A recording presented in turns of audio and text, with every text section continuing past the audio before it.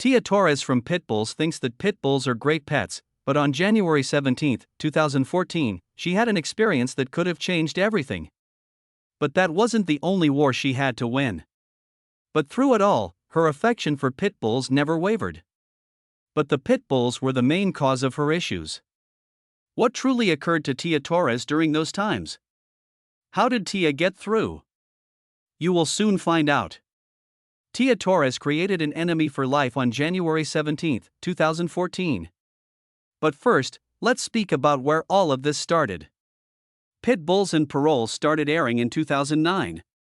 It was about Tia Torres and her non-profit, Villalobos Rescue Center. This center helps pit bulls and gives jobs to ex-convicts who need them. The show was a hit, but it was more than that. On October 5, 2012, Tia remarked on how the show had altered people's minds regarding pit bulls being vicious dogs that don't think. People informed Tia that they wouldn't have learned about pit bulls if they hadn't seen her show. Tia didn't hear from anyone else. They just did what she did on TV. Roxanne Hartrich was one of them. At the time, she was the mother of 2 daughters. Roxanne adored watching Tia and thought highly of her job. She admired how Tia worked to change people's minds about pit bulls and how she taught new and potential owners how to care for them. Roxanne really thought that Tia was right when she said that pit bulls are gentle giants. She agreed that they were poor, misunderstood dogs that could be terrific family companions that were loyal, cuddly, and good with kids. Roxanne gave her daughter Cara a pit bull for Christmas on December 25, 2013. At that moment, it was one of the best things Roxanne had ever done. Her daughter Cara was quite fond to the dog. He was very loyal to Cara and would hold tea parties with her. Cara's pit bull would sleep at her feet as she napped. He always wanted her to pet him and listen to the melodies she sung to him. Cara made sure her parents got special toys for the pit bull, and she even helped clean up after him. She enjoyed walking the dog and sobbed when he got sick. Cara's puppy was the most important item in her life. Roxanne liked seeing her kid happy and wanted to protect her family safe from the well-known violence of pit bulls. She did all Tia told her to do to take care of the pit bulls. She gave the dog the correct food, made sure it got enough exercise, and never missed a visit to the vet. Everything was normal, and everyone in the family was pleased. Roxanne had one of her best mornings on January 17, 2014. It wasn't a normal morning. It was her daughter's 4th birthday. She sung her daughter a birthday song and then went to work, leaving Cara, her sister, their pit bull, and other family members at home.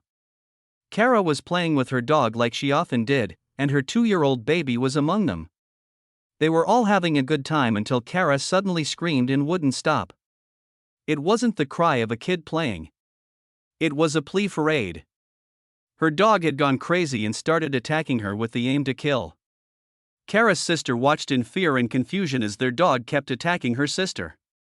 She saw blood spraying all over the place, like a painter throwing red paint on a white canvas. Cara was dead by the time rescue arrived. Cara's mom got a call she never thought she'd get, and even after the funeral, she couldn't shake the idea that Tia Torres had a large part in her daughter's death. She even begged Tia to bear some of the blame in public. Roxanne said that Tia was lying to people and putting them in risk with what she said. Roxanne said that pit bulls are like ticking time bombs that don't care if they are getting the best care or affection. They could snap and attack at any time. Roxanne thinks that pit dogs shouldn't be around defenseless people, old people, or kids. She called pit bulls mass C********** and promised to do everything Tia stood for and make sure that no one ever adopts a pit bull. Roxanne hated pit bulls not just because she lost her daughter, but also because her younger daughter would have to live with the trauma for the rest of her life. Is Roxanne correct? Is it bad to have a pit bull as a pet? Everyone was watching Tia to see how she would react. People who didn't like Tia stated she was most certainly going to blame Cara because she had done it previously. Tia said in an interview on October 5, 2012, that pit bull owners were to fault for the discrimination against pit bulls. She claimed that most dog owners make it hard for their pets to succeed. And that most owners don't know what pit bulls need and just guess or try to nurture them into being gentle, friendly dogs. Tia noted that most pit bull owners don't want to realize that pit bulls are naturally violent and aren't the best pets to be around other dogs or in some social situations. Roxanne, on the other hand, said that she did everything Tia told her to do, but their pit bulls still attacked her daughter. Is Tia correct in saying that people who possess pit bulls set their dogs up to fail? Tia has seen owners who don't care about their dogs, so she tries to be as kind as possible to such pups. Some of the things that have happened to Tia and her girls are very hard for them to deal with. Because of all the sadness they'll have to deal with, Tia keeps telling her not to get into the dog rescue business. Tia thought she had seen everything until she found a family of dogs that had been living under a house in New Orleans since Hurricane Katrina. The dogs were wild, and it took her a long time to convince them to trust her. Rescuing dogs didn't always break her heart. One of them helped her heart recover after it was broken. She met her third husband, Aaron Marcus Jackson, while looking for the owner of a pit bull on one of her journeys. In the 1980s, Tia was looking for the owner of a dog and attempting to get them to take care of it. Tia finally identified the owner and learned why they couldn't take care of their puppy. Aaron was the owner. At the time, he was in jail for 14 years for a number of crimes, including a gunfight with Orange County Sheriff's officials. Tia liked Aaron when they met because he looked like a vampire. Tia was obsessed with vampires, and Aaron was the closest thing to a genuine one, so they immediately became friends. When they met, Tia was going through a very hard time. She got married twice and both times it went wrong. The man she married first was addicted to drugs and alcohol. He hurt Tia when he was high on drugs and alcohol. He had sex with numerous women and took advantage of Tia. She was able to handle it because she had been through harsh times since she was a child, but this was different. Her stepmother was strict, but what she went through with her first husband was a whole different story. She finally had enough and moved out of her first husband's house. But she didn't have a place to go. She moved into a camper on the land of her first husband. She wasn't completely free, but at least she wasn't being abused by her husband all the time. In the end, she divorced her first husband and married her second spouse. Sadly, this marriage didn't work out either. They stayed in touch, and when Aaron got out of prison in 2006, they had a vampire-themed wedding soon after. Aaron told Tia to hire people who had been convicted of crimes in the past and offer them work so they could get back into society. She didn't know that Aaron's suggestion would have unforeseen effects, but we'll talk about it later. Aaron and Tia looked fine together, but he was a bad choice for a partner because Tia didn't know how to choose one. A year after they got married, Aaron went back to his old ways. He was caught in September 2007 for 11 charges, such as having stolen items, stealing, second-degree burglary, grand theft auto, and attempted murder, to name a few. Was given a 15-year prison sentence. After that, Tia poured herself into her profession and cut off all public access to her dating life. A lot of people think she was still with Aaron, but in 2018 she said she had been divorced from him for a few years. Tia is currently married to her job. Even if it has cost her a lot. One of the things she lost was her peace. And we're not talking about the fame that has made things a little hard for her. Tia has been on reality TV before, so being in front of a camera for Pit Bulls and Parolees isn't new to her. She learned how to be on a reality show when she was on Animal Cops Houston. She had been working in rescue for a long time before that episode. In the 1990s, she created Villalobos Rescue Center, VRC, in California. Because she had worked with wolf dogs before, her facility started out as a wolf and wolf hybrid rescue. It even gave her rescue center the moniker Villalobos, which means Village of Wolves in Spanish. Tia picked wolf dogs when a family member dumped off his wolf dog, Cujo, at her door and left since he wasn't a good guard dog. So why did she change her mind and start focusing on pit bulls? Tia felt sorry for the dog. She knew what it was like to not fit in. Tia became close to the pup, and because of him, she started saving other wolf dogs that had been left behind or mistreated by their owners. It was just a matter of time until Tia opened an animal rescue facility. She didn't like to talk about her tough childhood. Her stepmother was strict and taught her discipline and strength, while her father wasn't always there. Taking in stray dogs and cats was one of the things that made her feel better. Her stepmother also loved animals. And they took care of those animals together, which eventually included horses. It was hard, nevertheless, to keep the family together. Tia made the choice to leave home when she was 17 years old.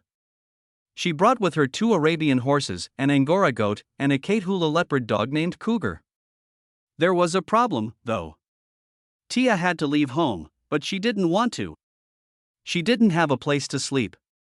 She moved about a lot and occasionally slept in her van or horse trailer. It was hard, but she was free. But that independence didn't mean she would immediately get money, and it made her make some unwise choices. She discovered a nightclub in downtown Los Angeles and became a regular since she liked the music and the 1940s atmosphere. She found a group along the way and joined them since they wore zoot suits. Tia quickly decided that gang life wasn't worth it, whether or without zoot suits. She had been in so many close calls with death that she knew she would die if she kept living the mafia life. She made the choice to do something important with her life. She didn't have any money, so the only way she could see to get out of her situation was to join the army. But art recruiters wanted her to join the army medical section because she was so smart. But Tia didn't want to. What did she want? Boys. Tia wanted to work in the department where she could meet the most men. I finally went to truck driving school to get ready for the infantry. She was in the army for 6 years and then she was done. She was more determined, stronger, and had bigger goals. There was also one component of her that changed a lot. Tia was far more determined to help individuals get out of their bad situations.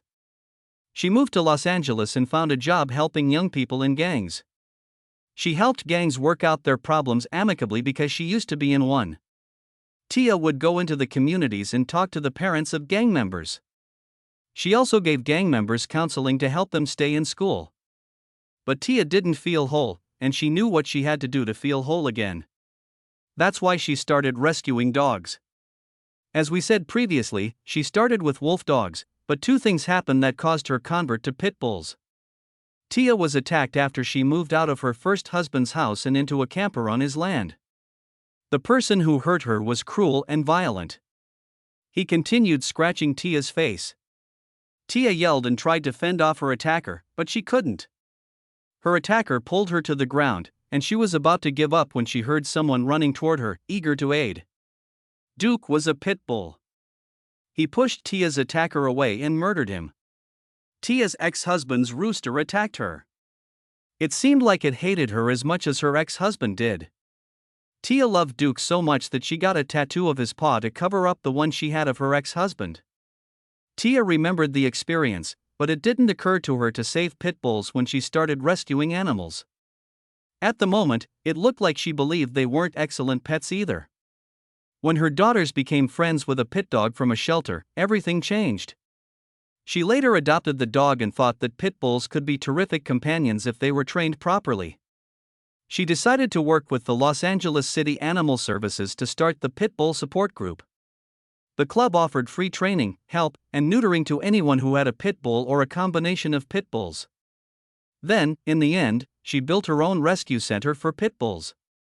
Sadly, her dreams of aiding pit bulls swiftly turned into a nightmare. How did Tia get through this time? But before we get to that, Tia made a decision that shocked a lot of people about how to build her rescue center. In 2006, she decided to engage ex-convicts to care for the pit bulls after her third husband, Aaron, told her to. She was giving them a second opportunity in a society she thought was unfair to both pets and former inmates. As we said before, her choice cost her a lot. Speaking of expenditures, Tia could afford to keep her center open when she first started. She depended on donations and sponsorships. But as she got older, her price increased. It went up from $10,000 to $25,000, and eventually to $80,000. Tia was going to drown, but she didn't want to close her core. After that, she got an offer. Animal Planet wanted to make her a reality show centered on her work rescuing animals. Tia didn't want to do this because she didn't want to cope with the stress that comes with being famous, but she felt like she had to. She accepted the offer, and that's how Pit Bulls and Parolees came to be. The popularity had effects on her that she didn't expect. just as she thought it would. When her center was in California, the people who worked there, most of whom were former criminals, started to get harassed. Not just the ex-convicts got into problems. There were a lot of stops by the police at VRC. They would arrive during the day when the crew was out walking dogs and then go. Then, at night, they would come back and shine their spotlight through her windows to wake her up. Tia didn't think much of it at first, but in the end she felt it was enough. She packed up her rescue facility and traveled to Louisiana. The things she saw there almost shattered her. The abuse of pit bulls in Louisiana was almost 10 times worse than it was in California, so they got to work. It was hard, but Tia was tougher, and she got to work right away. It was still a lot of work for her. And just when she thought she had things under control, a flood hit Louisiana. The hurricane caused the flood, which ruined the homes of her and some of her workers. But Tia knew how to start anew, so she did it all over again. She kept motivating people, and even though she warned them that running a rescue center would take a lot of time, they nevertheless opened their facilities. One of them was a couple named David McMurtry and Kaylee Sparks. They both lived and worked in River Rouge at the time. The two of them ran the Pit Stop for Change, Rescue, and Rehabilitation, and many people commended them for what they did. Tia was a fan, and when the couple ran into money troubles, she helped them out and urged them to go to Louisiana to run their facility there. It was a win-win for both of them, but things went strange, and in the end, dogs perished. A lot of them. Tia called the police on the couple because they killed the dogs, and they sued her back. They said she was to fault for the tragedy and that Tia didn't follow the rules for taking care of pit bulls. Is it possible that Tia is offering her audience poor advice?